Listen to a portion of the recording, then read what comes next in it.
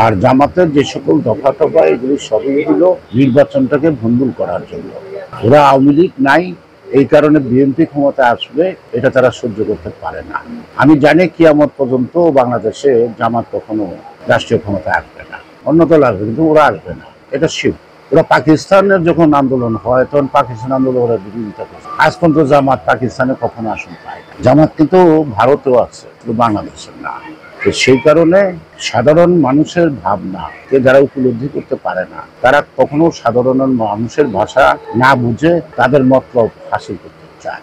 সেই কারণেই বলবো যে আমরা স্বাধীনতার যুদ্ধে যেমন আমাদের রক্তদান আছে, জীবনদান আছে, আমাদের শ্রম আছে, এবং প্রত্যেকটা আন্দোলনও পরিবর্তনে আমাদের শ্রম আছে। যারা বেসিক ৭১ সালকে স্বীকার করে না, যারা স্বাধীনতাকে স্বীকার করে না, যারা বলে পাকিস্তান ভারতের যুদ্ধ হয়েছে, স্বাধীনতার যুদ্ধ হয় না, তাদের কথা শোনার, গুরুত্ব দেওয়ার সময় বাংলাদেশের মানুষের নাই। তারা যারা ষড়যন্ত্র করুক, নির্বাচন বানচাল করার ষড়যন্ত্র করবে, এটা আজকে দেখেন জামাতকে ব্যান করছে আওয়ামী লীগ। আমরা এটা সমর্থন করি নাই, কিন্তু আওয়ামী লীগ ব্যান করছে, এটা নাস্তা। আবার আওয়ামী লীগ ভোট করতে পারবে না, আওয়ামী লীগের যারা অপরাধ করছে তাদের বিচার হবে, কিন্তু দল করতে পারবে না। এটা কেমন কথা? আর সকল রাজনৈতিক দল ব্যান করে কখনো রাজনীতি হয় না। তো এখন আওয়ামী লীগ নাই, এখন বিএনপি থাকবো না, ৭১-এর রাজাঘাটার দেশ চালাইবো, আর এটা আমরা মানবো, এই বেচা থাকবে নাকি? অসম্ভব।